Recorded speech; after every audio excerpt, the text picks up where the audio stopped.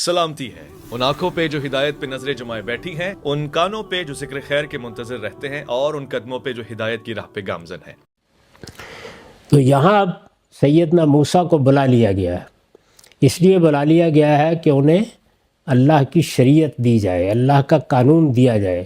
تورات کے بارے میں عرض کر چکا کہ وہ اصلاً قانون ہے، یعنی قرآن مجید اصلاً انذار کی کتاب ہے جس میں قانون بھی ہے۔ تورات کا معاملہ یہ ہے کہ وہ اصلاً قانون ہے، اس میں انذار کا معاملہ ضمناً آتا ہے۔ موسیٰ علیہ السلام کو یہ کتاب دینے کے لیے بلایا گیا، ایک وقت مقرر کیا گیا، اس میں یہ تقاضا کیا گیا کہ وہ 30 دن اپنی تربیت کے لیے اعتکاف کریں گے۔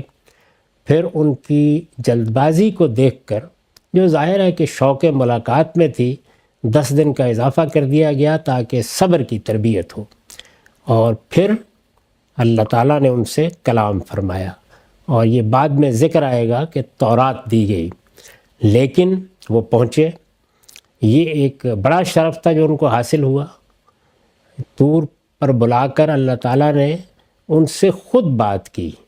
قرآن مجید سورہ بقرہ میں یہ بتاتا ہے کہ یہ شرف کسی اور پیغمبر کو پیغمبروں کی تاریخ میں حاصل نہیں ہوا، یعنی ایک ہی پیغمبر ہیں جن سے براہ راست اللہ تعالیٰ نے گفتگو کی ہے، ورنہ یہی طریقہ اختیار کیا جاتا ہے کہ یا اللہ تعالیٰ فرشتہ بھیج دیتے ہیں یا پھر وحی کرتے ہیں، یعنی کلام نہیں ہوتا اس طریقے سے جیسے کہ ہم آپ کلام کرتے ہیں۔ تو لما جاء موسیٰ لمیقاتنا وکلمہ ربہ، جب موسیٰ ہمارے ٹھہرائے ہوئے وقت پر پہنچ گیا اور اس کے پروردگار نے اس سے کلام کیا۔ یہ اس سے پہلے بھی ہو چکا تھا، جس وقت انہیں نبوت دی گئی اس وقت بھی کلام کیا گیا۔ جب یہ کلام ہوا تو حوصلہ ملا ان کو، یعنی انہوں نے خیال کیا کہ یہ شرف مجھے حاصل ہوا ہے، میں اپنے پروردگار کی آواز سن رہا ہوں، وہ مجھ سے مخاطب ہے۔ اس سے حوصلہ پا کر انہوں نے ایک درخواست کر دی، تو فرمایا کہ قال رب ارنی انظر الیک، پروردگار مجھے موقع دے کہ میں تجھے دیکھ بھی لوں۔ یعنی جب یہ شرف مجھ کو حاصل ہوا ہے تو پھر کیا بعید ہے کہ یہ سعادت بھی حاصل ہو جائے۔ تو درخواست کر دی، اس کا جواب ملا کہ قال لن ترانی، تم مجھے ہرگز نہیں دیکھ سکو گے۔ یعنی یہ بتا دیا گیا کہ اس انسانی جسم کے ساتھ اس عالم ناسوت میں اس کا کوئی امکان نہیں ہے۔ اب کیوں امکان نہیں ہے یہ سمجھانا مقصود تھا، اس کے لیے ایک مظاہرہ کیا گیا۔ اس سے کیا چیز سمجھ میں آئی وہ میں آگے عرض کروں گا۔ تم مجھے ہرگز نہیں دیکھ سکو گے۔ فرمایا وَلَٰكِنْ انظُرْ إِلَى الْجَبَلِ، البتہ اس سامنے کے پہاڑ کی طرف دیکھو، فَإِنِ اسْتَقَرَّ مَكَانَهُ فَسَوْفَ تَرَانِي، اگر یہ اپنی جگہ پر قائم رہ جائے تو آگے تم بھی مجھے دیکھ سکو گے۔ فَلَمَّا تَجَلَّى رَبُّهُ لِلْجَبَلِ جَعَلَهُ دَكًّا، پھر جب اس کے پروردگار نے پہاڑ پر تجلی کی تو اس کو ریزہ ریزہ کر دیا۔ وَخَرَّ مُوسَىٰ صَعِقًا، اور موسیٰ بے ہوش ہو کر گر پڑے۔ فَلَمَّا أَفَاقَ قَالَ سُبْحَانَكَ تُبْتُ إِلَيْكَ وَأَنَا أَوَّلُ الْمُؤْمِنِينَ، پھر جب ہوش آیا تو بولے تو پاک ہے، میں تیرے حضور توبہ کرتا ہوں اور گواہی دیتا ہوں کہ سب سے پہلے ماننے والا میں ہوں۔ اس سے پہلے میں عرض کر چکا کہ موسیٰ علیہ السلام کی درخواست بالکل فطری تھی۔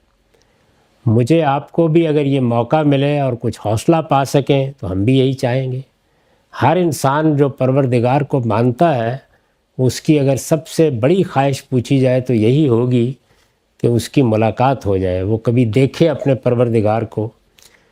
تو میں نے بھی اس پر لکھا ہے، یہ شوق ایک فطری شوق ہے، اس وجہ سے جناب کو اللہ تعالیٰ نے اس پر کوئی ملامت نہیں فرمائی بلکہ صرف سمجھا دیا ہے۔ یہ جو سمجھا دیا گیا ہے اور ایک جلیل القدر پیغمبر کو سمجھا دیا گیا ہے، یہ بڑا پیغام ہے۔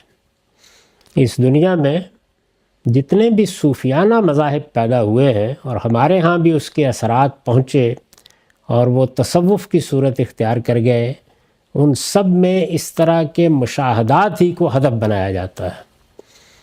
کائنات کے پروردگار سے ملاقات ہو جائے، ملائے اعلیٰ کا مشاہدہ ہو جائے، ایک معراج کی سی صورت واقع ہو جائے، زمین و آسمان کے راز نمایاں ہو جائیں، قبور کا کشف ہو جائے، انہی چیزوں کو ہدف بنایا جاتا ہے۔ تو اس میں یہ بتا دیا گیا ہے کہ اللہ تعالیٰ کو دیکھنا یا اللہ تعالیٰ کے سامنے اس طرح سے آنا یہ ممکن نہیں ہے۔ اور ممکن کیوں نہیں ہے؟ انسان اپنے اس ناسوتی جسم کے ساتھ، اس جسد کے ساتھ، ان صلاحیتوں کے ساتھ اس کا تصور نہیں کر سکتا، یعنی اس میں اس کے تحمل کی قوت نہیں ہے، وہ یہ بار نہیں اٹھا سکتا، وہ سامنا نہیں کر سکتا۔ تو اللہ تعالیٰ نے موسیٰ علیہ السلام کو سمجھانے کے لیے یہ طریقہ کیوں اختیار فرمایا؟ استاذ امام لکھتے ہیں یہ مشاہدہ حضرت موسیٰ کی اطمینان دہانی کے لیے کرایا گیا، یعنی اپنے بندے کو کوئی ملامت نہیں کی، سمجھایا اور ایک عملی مثال سے سمجھایا۔ یہ مشاہدہ حضرت موسیٰ کی اطمینان دہانی کے لیے کرایا گیا کہ خدا کی تجلی ذات کی تاب تو کوہ جبل بھی نہیں لا سکتے۔ انسان کا معاملہ بھی یہ ہے کہ وہ اس مٹی سے بنا ہوا ایک پتلا ہے، اس کے عناصر یہی ہیں، وہی عناصر جو آپ کو سبزی گوشت کے ذریعے سے ملتے ہیں، جن سے نشو و نما ہوتی ہے، وہ یہیں سے پیدا کیا جاتا ہے۔ یہ پہاڑ، یہ دریا، یہ سمندر، یہ سب بھی انہی عناصر سے بنے ہیں۔ ایک تالیف نے ان کو وجود بخشا ہے، ایک تالیف نے ہمیں وجود بخشا ہے، اصل شخصیت البتہ آسمان سے آتی ہے۔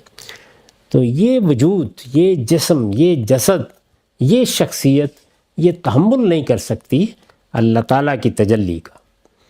یہ مشاہدہ حضرت موسیٰ کی اطمینان دہانی کے لیے کرایا گیا کہ خدا کی تجلی ذات، یعنی صفات کو تو ہم کچھ سمجھ لیتے ہیں، اللہ تعالیٰ سراسر رحمت ہے، وہ شفقت فرماتا ہے، اللہ تعالیٰ غفور ہے، وہ صاحب حکمت ہے، یہ سب چیزیں ہمارے لیے سمجھنی آسان ہے کیونکہ ان کا کچھ نہ کچھ پرتو ہمارے اندر بھی موجود ہے۔ لیکن ذات کا کوئی شمع بھی ایسا نہیں ہے کہ جس کو ہم تمثیل کے لیے ہی منتخب کر سکیں اور اس دنیا میں وہ پایا جاتا ہو۔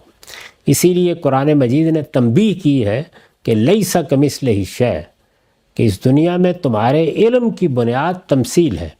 جن چیزوں کو تم مشاہدے میں لاتے ہو، انہیں نام دیتے ہو، ان کے تصورات قائم کرتے ہو، اب اس کے بعد استنباطی علم در حقیقت انہی کی تمثیل سے وجود میں آتا ہے، جس کو قرآن مجید نے آیات متشابہات سے تعبیر کیا۔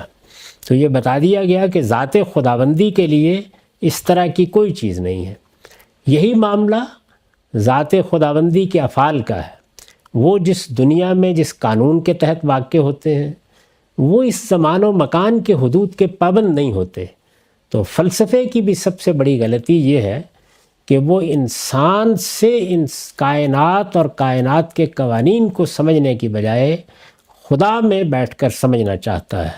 یہ ممکن نہیں ہے، کیونکہ جیسے ہی یہ کام کیا جائے گا ہمارے پاس تمثیل کے لیے پھر انسان ہی ہوگا۔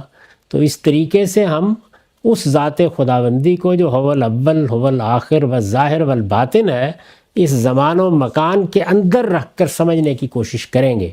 اس میں پے در پے غلطیاں ہوں گی، تضادات پیدا ہو جائیں گے، ایک کے ساتھ دوسری چیز متصادم محسوس ہوگی، یہ کسی طرح گرفت میں نہیں آئے گا۔ یہی وجہ ہے کہ یہ بتایا گیا کہ اللہ تعالیٰ کی صفات کا کچھ شعور تمہیں دیا گیا ہے، اس کے مطابق تم تصور قائم کر سکتے ہو۔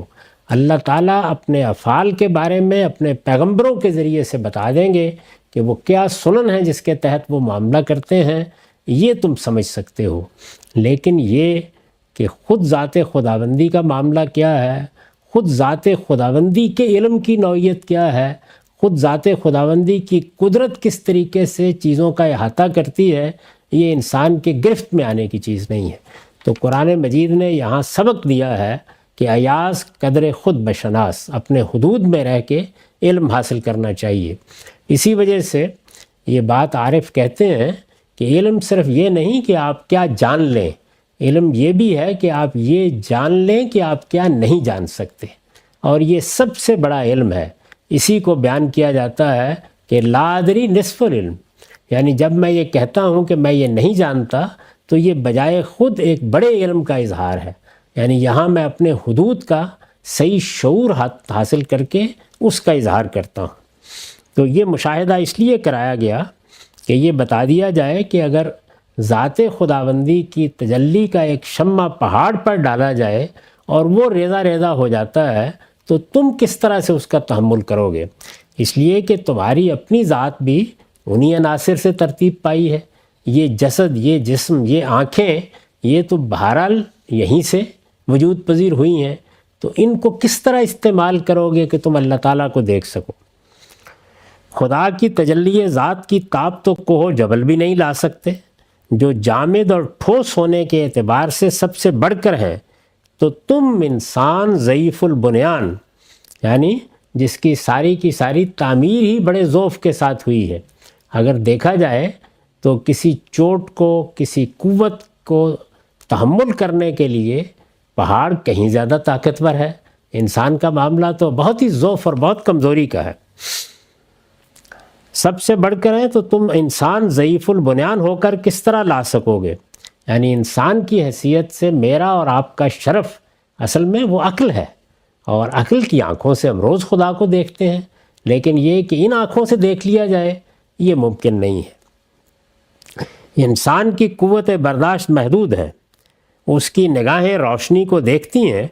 اب دیکھیے نا کہ روشنی اللہ تعالیٰ کی مخلوقات میں سے ایک مخلوق ہے، یہ تو انسان کی نگاہیں روشنی کو دیکھتی ہیں، لیکن یہ روشنی ایک حد خاص سے متجاوز ہو جائے تو آنکھیں خیرہ ہو کر رہ جاتی ہیں، یعنی ایک حد ہے جس میں ہم روشنی کو دیکھ سکتے ہیں، اس سے بڑھ جائے تو آنکھیں چندیا جاتی ہیں، نہیں دیکھ سکتے، بلکہ بعض اوقات بینائی ہی سلب ہو جاتی ہے، اندھا ہو جاتا ہے انسان اگر روشنی کی کسی ایسی قوت کو یا اس کے ایسے منبع کو دیکھنے کی کوشش کرے کہ جو اس کے حدود سے متجاوز ہے۔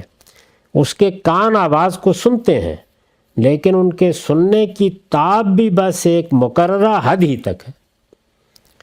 بجلی کا کڑکا ہی ذرا حد سے متجاوز ہو جائے تو سرے سے کان کے پردے ہی بیکار ہو جائیں۔ اب ظاہر ہے کہ بجلی بھی مخلوقات میں سے ایک مخلوق ہے، ذرا رات برق کی صورت میں چمکتی ہے تو ہم بالکل بہرے ہو کر رہ جاتے ہیں۔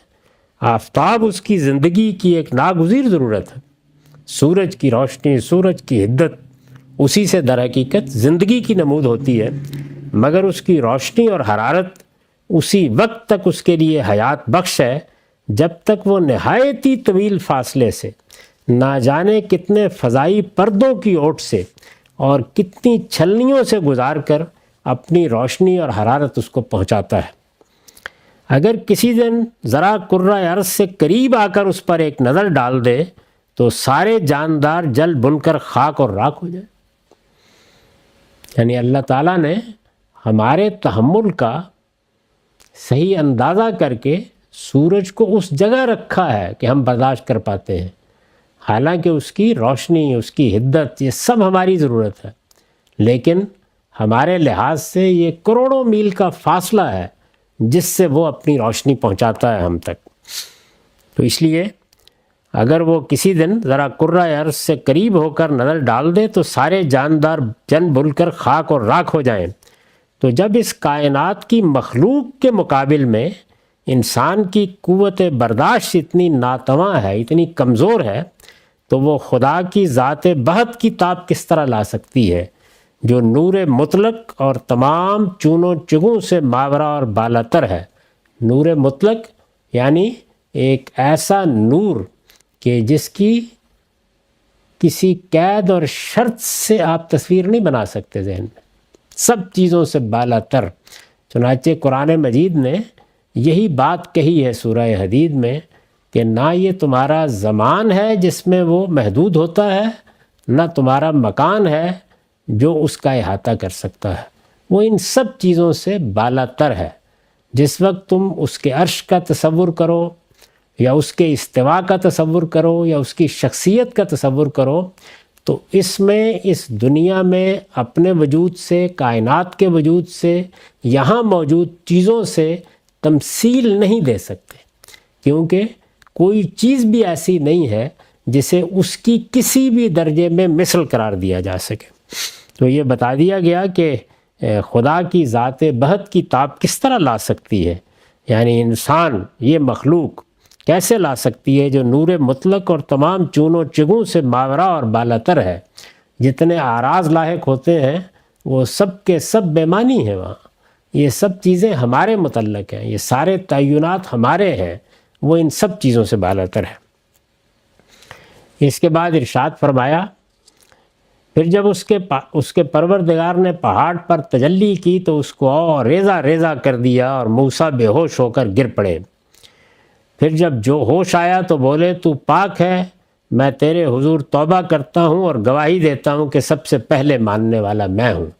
یہی پیغمبروں کا معاملہ ہے، یعنی انہوں نے فوراً کہا کہ ہو سکتا ہے کہ مجھ سے یہ غلطی ہوئی ہو، اس کا یہ مطلب ہرگز نہیں کہ میں نے یہ تقاضا کیا ہے کہ دیکھوں گا تو مانوں گا، نہیں، میں سب سے پہلے ایمان لانے والا ہوں۔ یہ زیر بحث نہیں ہے، ایک فطری شوق تھا، اس کا اظہار ہوا، پروردگار میں اس سے بھی رجوع کرتا ہوں۔